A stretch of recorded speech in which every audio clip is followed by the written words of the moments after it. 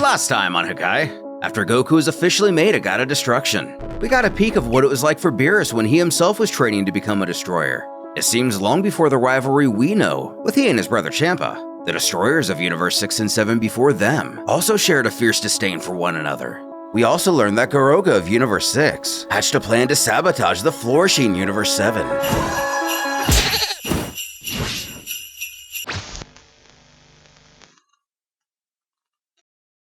In a cold, empty region of space, we find ourselves on planet Hale.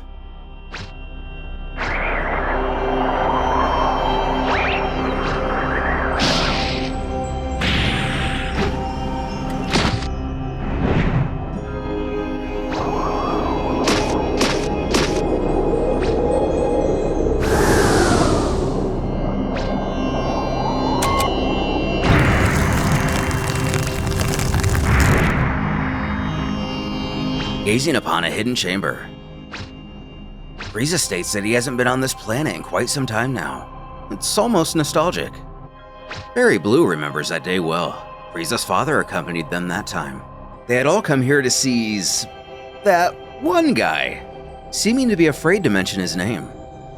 The Emperor goes on to detail how his father specifically built this place to keep that pest contained. Stationed at this base, a small platoon of Frieza Force soldiers.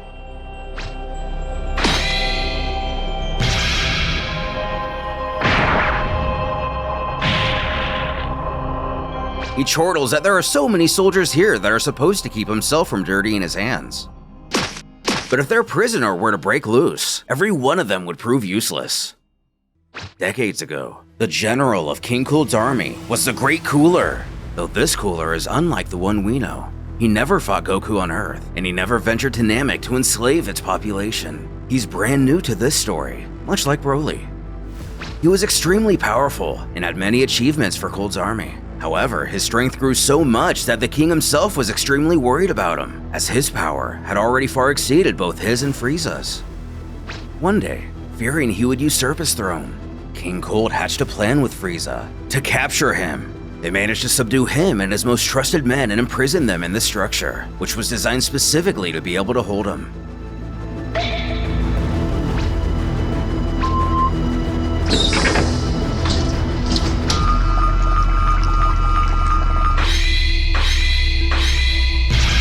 As we spot the Frost Demon in a giant tank, Frieza smiles and chuckles that there's his older brother, before congratulating Kikuno.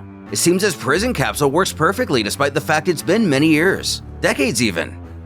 The proud underling returns his grin and details how the device works. The liquid inside this unit is a powerful sedative. Because of it, Lord Cooler has been paralyzed and unconscious since his initial confinement. You could even say frozen in time considering the longevity of Frieza's people. It's also worth noting that the metallic plates which restrain his limbs, they emit a certain type of radiation which neutralizes his energy. He worked tirelessly for months to perfect that technology.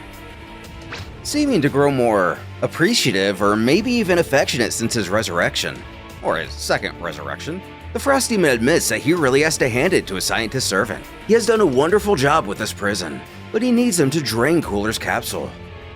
Frazzled, Kikuno questions, with all due respect, if he's sure about that. He doesn't think the restraints alone will be able to hold him if he's not sedated. Offering his signature laugh, he joyfully tells him not to be silly. Cooler may have been a bit stronger than him in the past, but his powers have not grown since he was imprisoned. Frieza has become much more powerful than Cooler could ever dream. And considering he's been doing a lot of that lately, that's saying something. Not daring to object to his ruler's will a second time, Kikuno heads over to the console to drain the sedative fluid from the tank. The moment the liquid's removed, Cooler's vitals begin to immediately normalize. Very Blue scoffs if he expected anything less from Lord Cooler. Frieza! Still with that smug look on his face, Frieza questions how his dearest brother has been. Furious, Cooler growls to know how this despicable cretin can stand in front of him so nonchalantly. And where is their father? Hasn't he the same audacity? Frieza's sorry to inform, but King Cold died many years ago now. But Cooler's only regret is not getting the pleasure of seeing his life fade with his own eyes. Still singing his own note, Frieza reveals that, believe it or not, it was in fact a Saiyan who killed him. Which the shock of almost calms his brother down for a second. A Saiyan? Surely he's kidding. There's no way one of those primates could have defeated their father. Causing his other to sigh at just how much has changed since he was first locked away here. As surprising as it may be, Saiyans are no longer the same fragile beings they used to subjugate. And as hard as it may be to hear, the few remaining are even stronger than the two of them now. This is something that Cooler outright refuses to believe, calling it blasphemy. As the shackles begin to give way, the Emperor states that it's actually the reason he's here. As much as he hates to admit it, his army, which once dominated all in its path, is no longer the unstoppable force it once was. It's necessary that Cooler joins them so they can form a new empire. This is the only way they will be able to defeat the Saiyans of Earth. But join him! He'll kill him! He'll kill his minions! And since he can't kill their father, as soon as he gets off this planet, he'll even kill those Saiyans which bested him! Just as a chaotic beeping begins to ring out.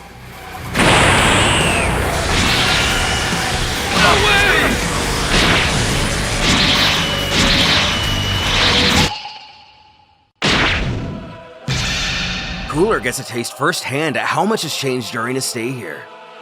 Without flinching or even budging, his brother stops him mid-punch. The Emperor again chuckles and comments that he's glad to see that Cooler's power hasn't diminished at all. But as he said before, at this moment he can't even begin to recount the number of things that have occurred since his confinement.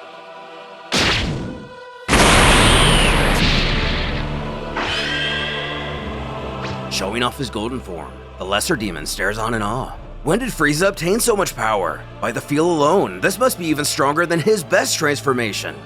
Although Cooler likely can't even sense power levels at this point, and one could assume he's only slightly more powerful than Frieza was during the battle on Namek. Much has changed for Frieza himself. He's learned unimaginable things.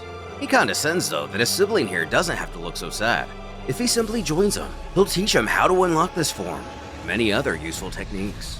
United, they can be an elite force capable of reclaiming the universe from not only the Saiyans, but the gods themselves. And after that, the Frieza Force, commanded by Lord Cooler, will be sovereign again throughout the galaxies. Standing, Cooler agrees to this. For now, he will join him to help annihilate those Saiyans from Earth, but Frieza must release Cooler's special forces who are also imprisoned here. A deal that is easily agreed upon. Shortly after,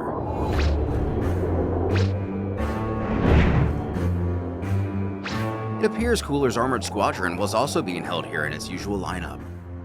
Clearing around, he has to admit that this ship is far more advanced than anything he or his men have ever used. Who again offers praise to Kikino. It was all his doing after all.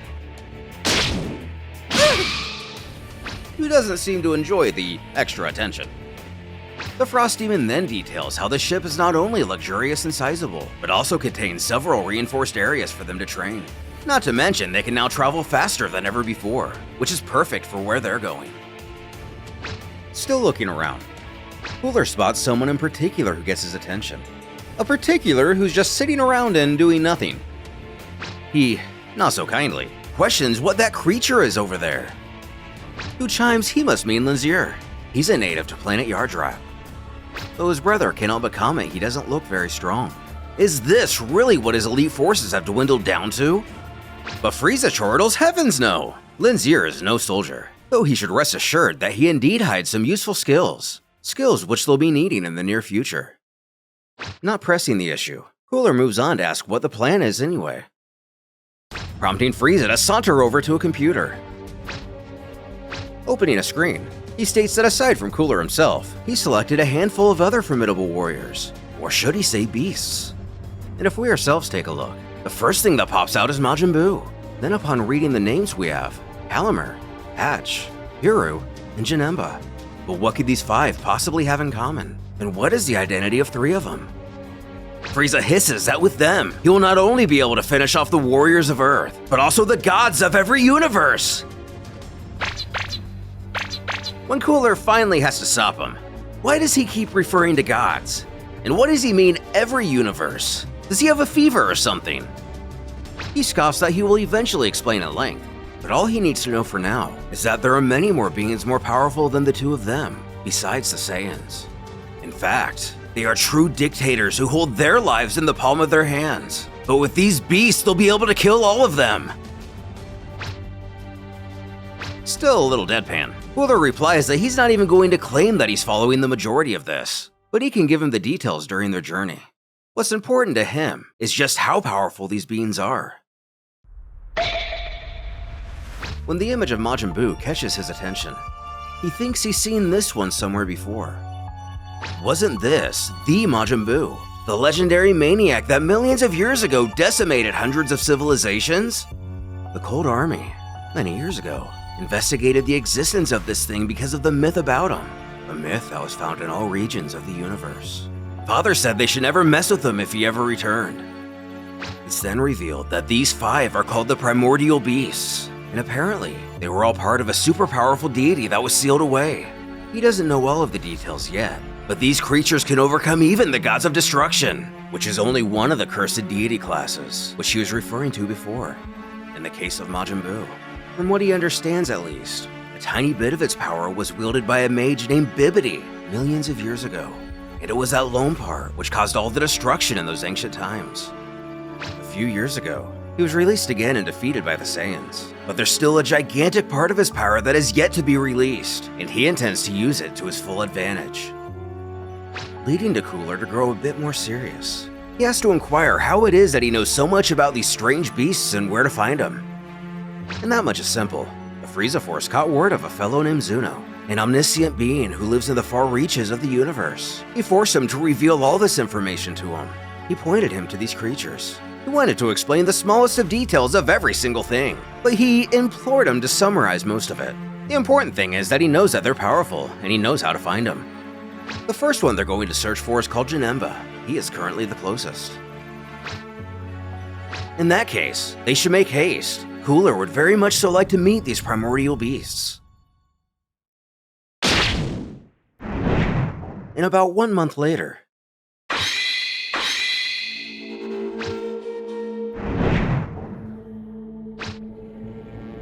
it would appear the space travelers have arrived to their targeted location, in one of the reinforced areas. Frieza compliments his brother that it's been more or less a month since they started their training, but he's progressed spectacularly. He's achieved what would have taken himself 2 or 3 months. Who, while panting in exhaustion, boasts that of course he did. He is the great Cooler after all. Though he's all support on the outside, this positivity may only be the Frost Demon's newest way of merely getting what he wants. He thinks to himself that Cooler better not be thinking he won't be keeping an eye on his progress. If he believes his powers will be a threat at any time, he will not hesitate to kill him. Calling in on a monitor, Berry Blue alerts the pair that they've reached their destination. Making their way in, Cooler's confused. He wants to know why they stopped here of all places. His brother informs that this rift in space will take them to a parallel dimension. This place is called the Demon Realm, also known as the Hakai world. Here they will find their new recruit. With the smallest amount of hesitation, as a rift in space which takes you to the Doom universe would likely rattle most of us, Hikino tells Lenzir that even though the ship is extremely resistant, the energy emanating from that fissure is quite large, and if they get any closer, they'll be torn apart. They need him to teleport the ship past it.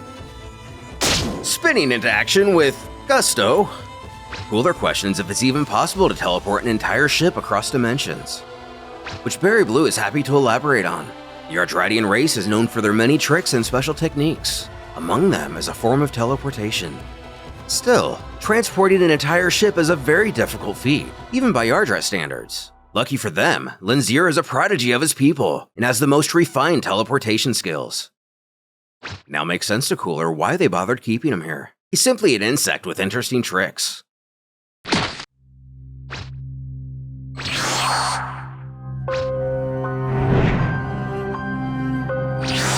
Landing in the Hakai world with no trouble.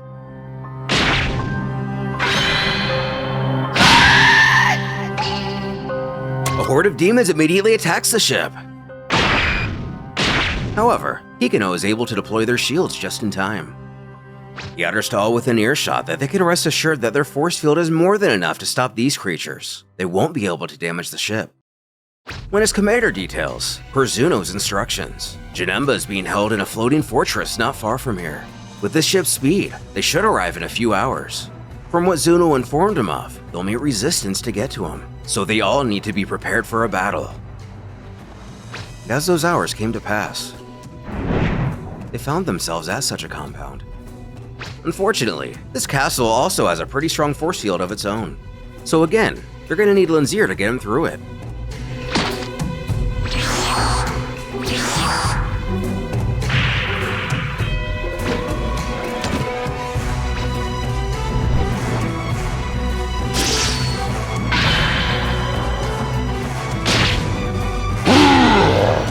For their first hurdle, it looks like some ridiculous fool wants to face all of them. Frieza thinks this will be a good test for his brother's soldier to prove if they're still worthy of the Frieza Force. We'll normally one to reply with a snarky quip. Cooler quickly calls for a squadron not to let him down. First assessing his foe's strength, Salza scouter registers a reading of 250,000 units. While impressive, if they work together, they can beat him. He calls for battle tactic 16. Yes, Captain! Upon seeing the armored squadron, Frieza still remembers how this division even surpassed the Ginyu Force and was feared throughout the galaxy.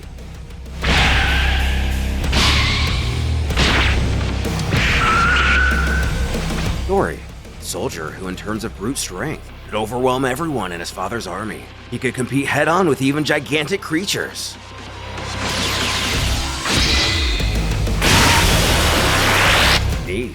Those physical attributes aren't great. With his special abilities, he can paralyze even immensely powerful fighters.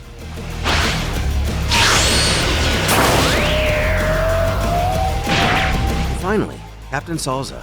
With his Keyblade, he can cut through mountains like paper. He was considered the most powerful soldier in their army while on active duty, considerably passing Captain Ginyu.